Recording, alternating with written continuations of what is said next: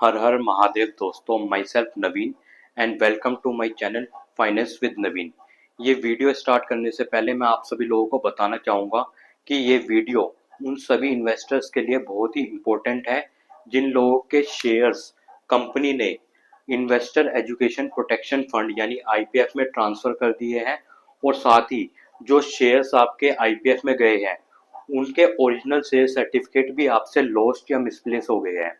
अगर आप भी एक ऐसी ही वीडियो की तलाश में थे जिससे कि आप आईपीएफ से शेयर क्लेम करने के प्रोसेस को डिटेल में समझ सको, तो इस वीडियो को एंड तक जरूर देखें, क्योंकि इस वीडियो के अंदर मैं दो बहुत ही important process, how to file a claim of refund of shares from IPF authority through form IPF 5 form file कैसे किया जाए और उससे शेयर कैसे क्लेम किए जाए, and process number 2, duplicate issue of share certificate if original share certificate are lost. अगर आपके ओरिजिनल शेयर सर्टिफिकेट लॉस्ट हो गए हैं तो उस केस में कंपनी से डुप्लीकेट इश्यू कैसे करवाया जाए। ये दोनों ही प्रोसेस एप्लीकेबल होते हैं जब आपके शेयर्स आईपीएफ में चले गए हो और ओरिजिनल शेयर सर्टिफिकेट भी आपसे लॉस्ट हो गए हो। आईपीएफ से शेयर क्लेम करने का process case to case vary करता है।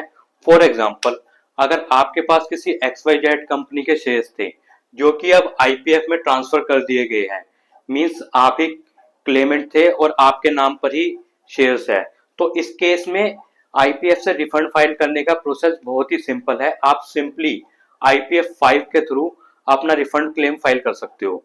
बट इन केस अगर सेम XYZ कंपनी के शेयर्स आपके फादर, मदर या सिस्टर या फैमिली में किसी और के नाम पर थे और आप उन शेयर्स को as a legal heir claim कर रहे हो, तो इस केस में आईपीएफ 5 के अलावा एडिशनल डॉक्यूमेंट फॉर्मेलिटीज भी देनी पड़ती है।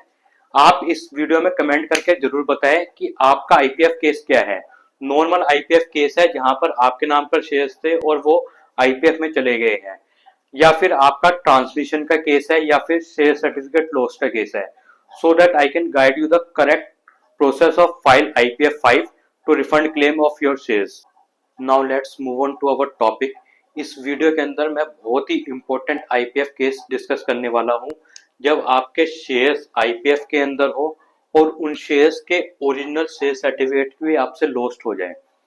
तो आईपीएफ से शेयर क्लेम करने के लिए आपको कौन सी एडिशनल डॉक्यूमेंट फॉर्मेलिटीज करनी होती है। इस पूरे प्रोसेस को समझने के लिए मैं एक इक्वेशंस बनाता हूं। Shares in IPF plus original share certificate lost is equals to complete process to file refund of shares. Means जब आपके शेयर्स आईपीएफ में हैं और ओरिजिनल शेयर सर्टिफिकेट लॉस्ट हो गए हैं, तो आपको शेयर्स इन आईपीएफ का process plus original share certificate lost होने का प्रोसेस दोनों करने कंपलसरी है, तभी आपका कंप्लीट प्रोसेस होगा आईपीएफ से शेयर रिफंड फाइल करने का। अब मोस्टली लोग क्या गलती करते हैं, वो ओरिजिनल शेयर सर्टिफिकेट लॉस्ट का प्रोसेस करे बिना डायरेक्ट आईपीएफ 5 फॉर्म फाइल कर देते हैं, जिस वजह से उनका केस बहुत लंबे टाइम तक आईपीएफ में लटका रहता है और कुछ टाइम बाद वहां से रिजेक्ट हो जाता है। अगर आप भी ऐसी गलती करने से बचना चाहते हैं तो आई रिकमेंड कि आप आईपीएफ 5 फॉर्म फाइल करने से पहले अपने ओरिजिनल शेयर सर्टिफिकेट जो आपके लॉस्ट हो गया उसका प्रोसेस पहले करें।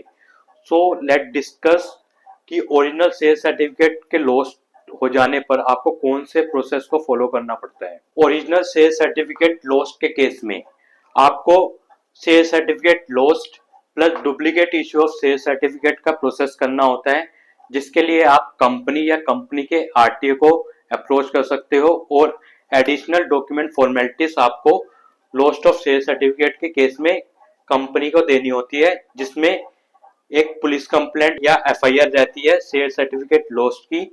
सेकंड, आपका एक एफिडेविट हो जाता है और एक इंडेमनिटी बॉन्ड हो जाता है शेयर सर्टिफिकेट लॉस्ट का।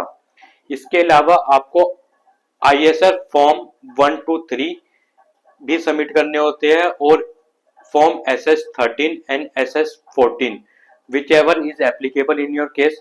ये सब डॉक्यूमेंट फॉर्मेलिटीज आपको duplicate issue of share certificate के केस में करने होते हैं। जिसके बाद कंपनी आपको एक एंटाइटलमेंट लेटर इशू करती है टू फाइल फॉर्म IPF 5। इस एंटाइटलमेंट लेटर को आप जब आप ऑनलाइन IPF 5 फाइल करते हो वहां पे शेयर सर्टिफिकेट की जगह अप्लाई कर सकते हो, जिससे कि आपके केस अप्रूव होने के चांसेस 200% बढ़ जाते हैं। अब मोस्ट इम्पोर्टेंट बात क्या है कि आपने शेयर सर्टिफिकेट लॉस्ट का केस है आपका, और आपके शेयर्स जो है वो IPF में चले गए हैं। आपको ये डुप्लीकेट इशू की फॉर्मेलिटीज तो सभी करनी होती है, बट IPF का केस में जब आपके शेयर सर्टिफिकेट लॉस्ट हो जाते हैं तो आपके डुप्लीकेट शेयर सर्टिफिकेट इशू नहीं होते, आपके शेयर्स डायरेक्ट आपके डीमेट अकाउंट में क्रेडिट होते हैं। Now let discuss process number 2, filing of form IPF 5 online.